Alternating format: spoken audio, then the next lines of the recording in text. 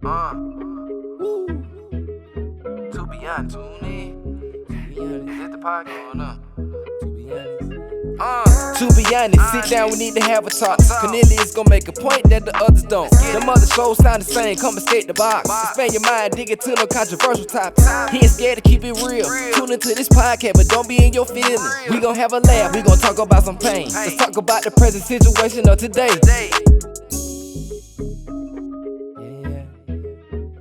Yeah. To be honest, is this the podcast? I need to tune in right now. Yo, what's up, y'all? Welcome to another episode of To Be Honest. This is your boy, Cornelius, Lindsey, and I want to come to y'all real quick. Last episode we talked about, or one of the last episodes, was talking about physical fitness and outlast mentality, all that kind of stuff. Y'all don't know this kind of kick that I've been on lately. I was a pastor for almost 8 years, and I think that is something, I said it from the pulpit a great deal, but I feel like I have more of latitude. I'm kind of out of that box a little bit, where I can be a lot freer in my stance on this. But I think that is something that as preachers, or as people in general, as leaders, whatever it may be, that we could speak so highly about becoming a disciple of Jesus Christ, being a disciple, being a student, being a learner, or being a disciplined one, but we don't have the best practices when it comes to being disciplined, when it comes to our health, when it comes to how we're eating, when it comes to what we're eating, when it comes to how we're training, how we're disciplining our body. I think it's something. And then now, we have the vaccines that are coming out. I mean, they have all these different kinds of vaccines that have this percentage rate of making sure that you don't get COVID, blah, blah, blah, blah. We have all these things. And so I have questions. I have been posting some stuff about this, and, I've gotten flagged on Instagram. I mean, hey, whatever. But I've been flagged on Instagram. Not only I've been flagged, but I also get these warnings that says if you continue to post inflammatory information. I'm like, inflammatory?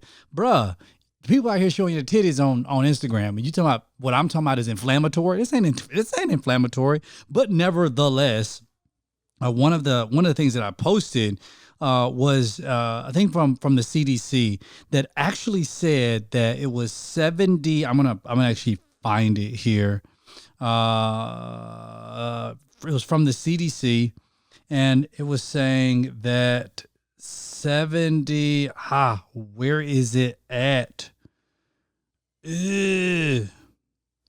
Oh my gosh. It was saying that I think it was 70. It was saying that 77% of COVID-related COVID-related illness or COVID-related hospitalizations were those who either suffered from obesity or who were overweight.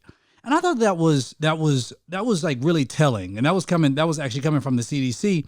I thought that was very telling, because here's the thing: if I'm overweight, if I'm obese, then the assumption would be that you would give me the option of saying, okay, listen, you are at a higher risk of not necessarily contracting COVID, but if you do contract COVID, you're at a higher risk of something dangerous happening to you. Now, you may hear this, you may say, well, not all people who are overweight, some people who are in great condition. I'm not talking about those. That could have been the 33% that it's not referring to. But the 77% of individuals who had COVID-19 related hospitalizations coming from the CDC is saying they were overweight or obese. Then wouldn't it be known that the option that you would give people would be, hey, here's the vaccine. You can go take the vaccine. This is going to help to lower the risk of not you getting COVID, but at least lower the risk of if you did get COVID, then, you wouldn't be as sick or whatever it may be.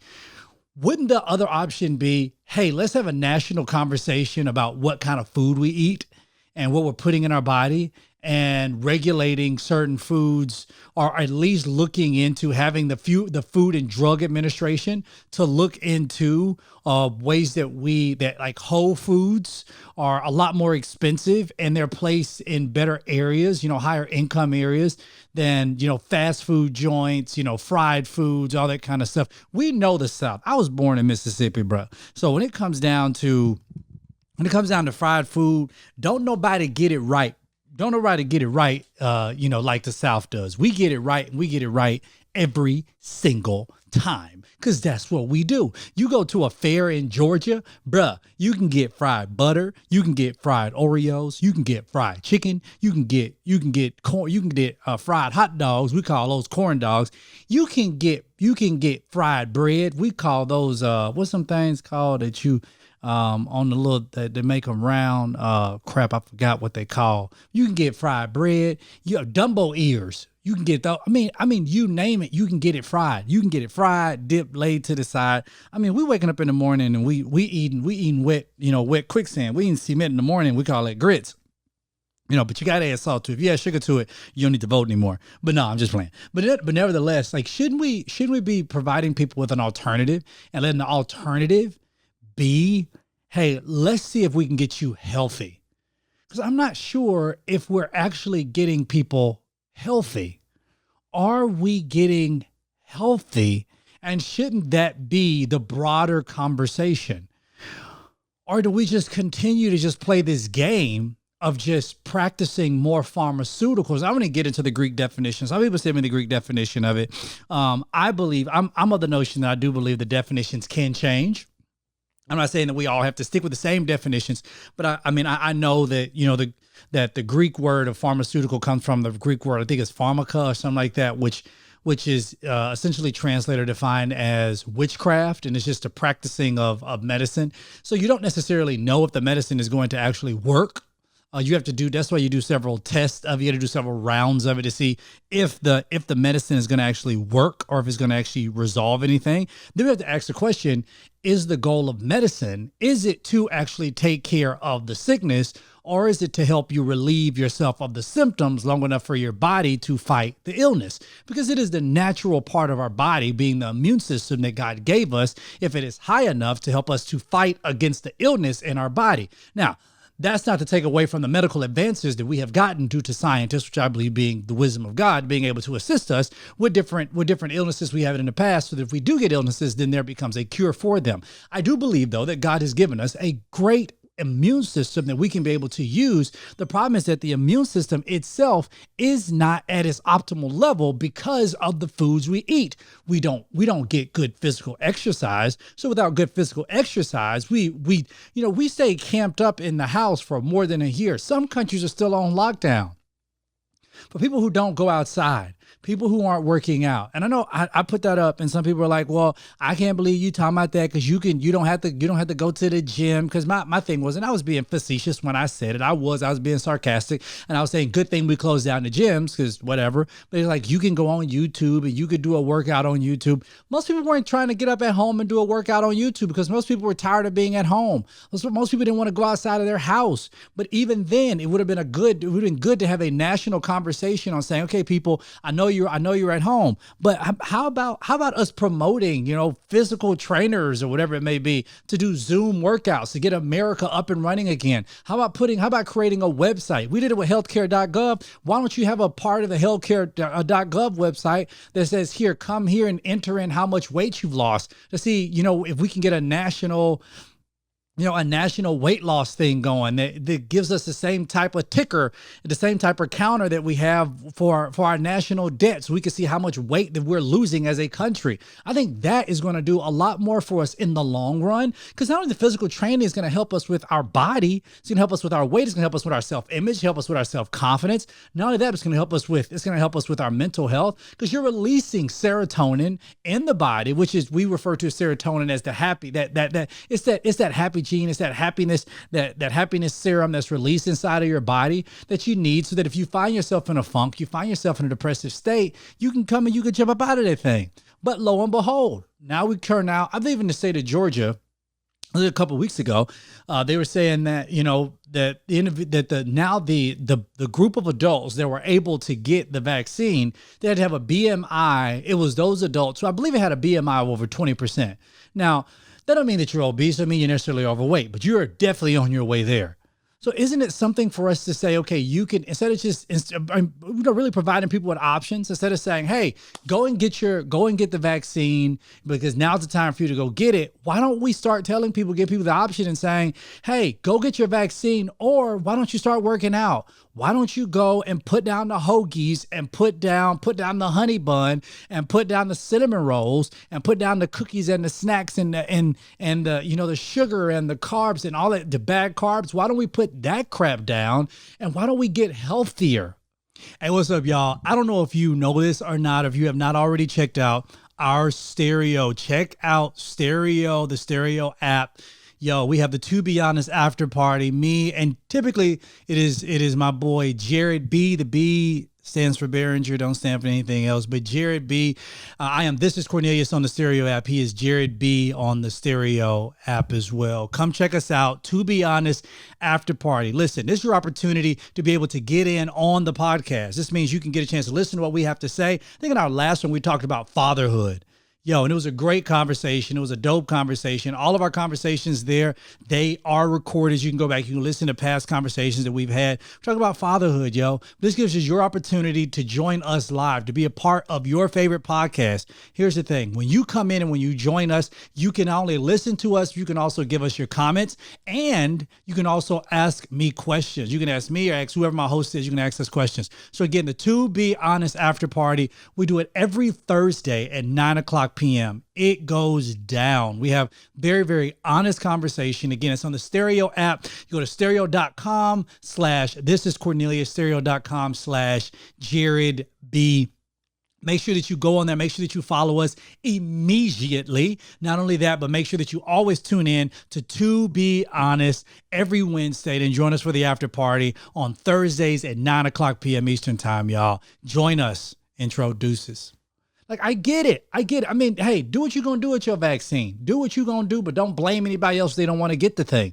But do what you're going to do with your vaccine. Rock out with how you're going to rock out with it. All I'm saying is, why can't we start providing people with an option? Yo, I start telling people like, I work out twice. I was working, I did 75 hard. So I was working out twice and I had to work out at least 45 minutes for each workout. One workout outside, one workout inside, right? I tell people that and they're like, oh my God, I can't believe that. I would never do that. But these are the same people who, you would sit down and you watch a 5-hour marathon of a Netflix show. You don't think that's insane? And then while we're watching it, we're snacking. And while we're watching it, we're eating. It's like we're sitting there and we're just eating our feelings and we're just letting the show just kind of take over. So, I mean, at some point, I believe we got to start providing people with an option. But never fails. Hey, guess what? Krispy Kreme just came out, and Krispy Kreme is saying they're going to give free donuts to vaccinated customers every day for the rest of 2021. Bruh, we in March. That's April, May, June, July, August, September, October, November, December. That's 9 months. That is 9 months. So let's just say you go get vaccinated. Let's just say you go to Krispy Kreme every single day. And hey, I know one donut ain't gonna make you sick. I'm not saying one donut gonna make you fat. I am not saying that. But what I am saying, though, is that because of our poor eating and our poor health habits in America primarily, I don't know other countries, in America primarily, because of our poor eating and our poor health habits, then typically those individuals who are in poor or lower income neighborhoods are going to ultimately take advantage of this free offer and go and get them a free donut that is going to do nothing but add to their already obese and overweight status. Some of them may not be, but it's going to add to, we don't need the sugar, and we definitely need the bad carbs. I can see if somebody was giving away a free salad, like, bruh, let's take it. The only problem is, wouldn't nobody go get it? Because we don't want no salad. We want donuts. We want cookies, we want cakes, we want everything that's going to make us fat and obese and just drive us crazy and just continue to mix in with the sickness.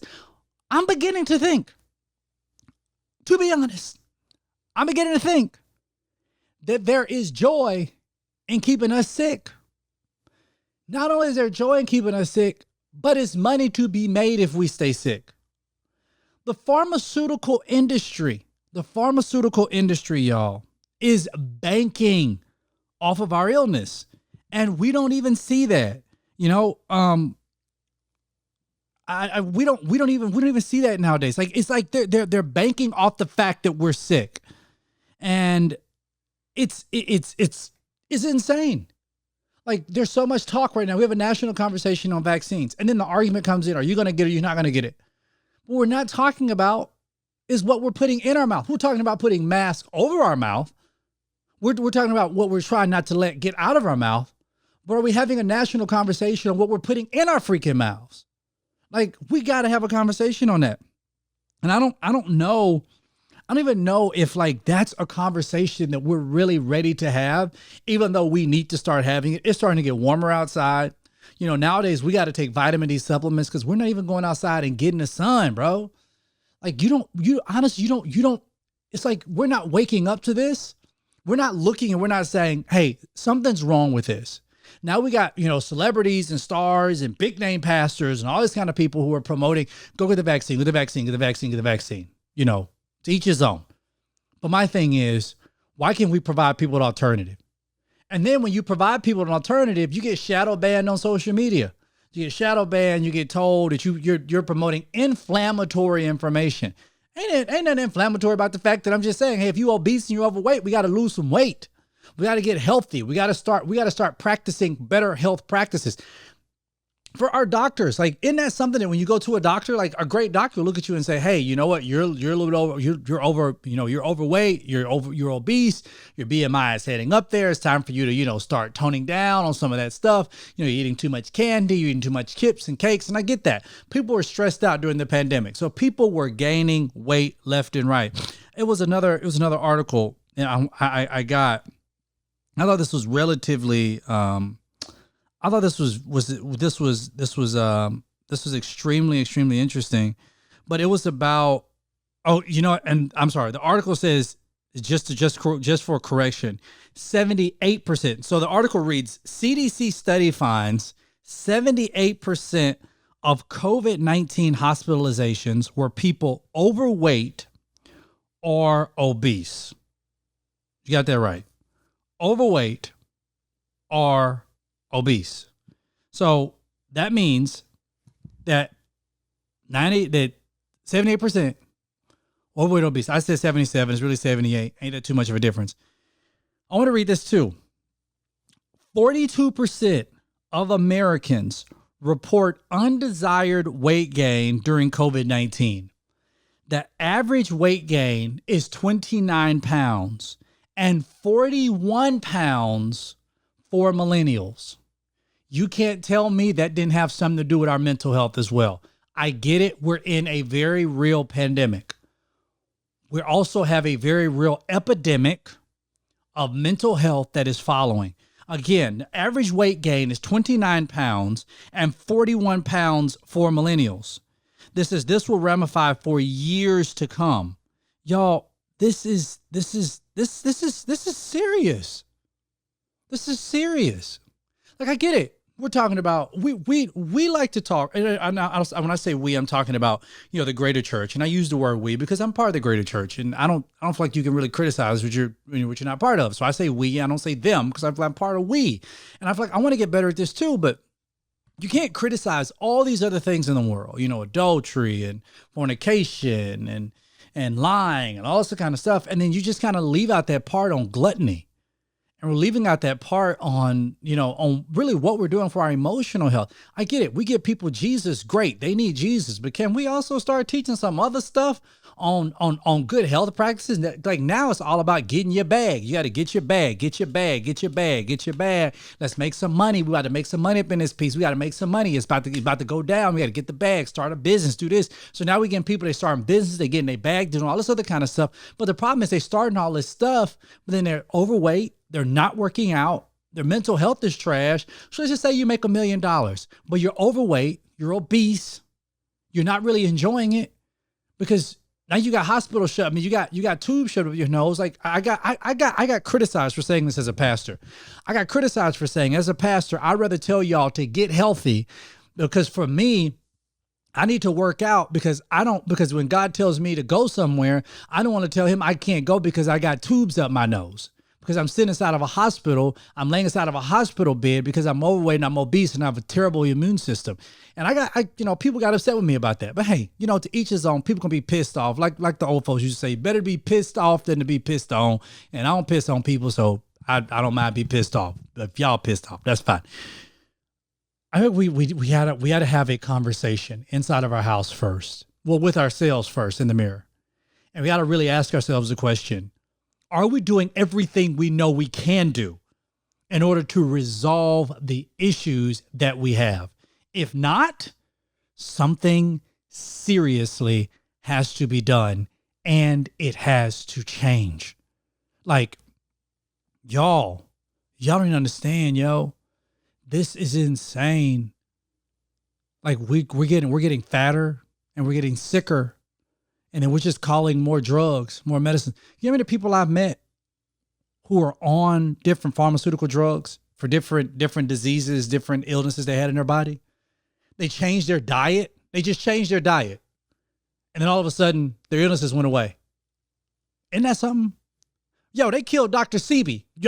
Conspiracy theorists, call me whatever you want to be. Call me what you want. They killed Dr. Sebi over this stuff. I mean, hey, look, Dr. Sebi was preaching it, saying, eat these certain foods. Don't eat this. Eat this. Don't eat that. Eat this. Don't eat that. Like this, I can have a cure for this. You can get rid of AIDS. You can do this. You can do all these things. And all of a sudden, man is up dead. I'm just being honest with y'all.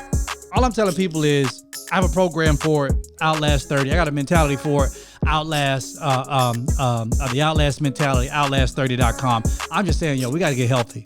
We got to get healthy and we got to get into shape. That's all I'm saying. So y'all listen to my rant. Y'all know I love y'all. I love us for real. All right. I love y'all, man. Intro deuces. I'm out.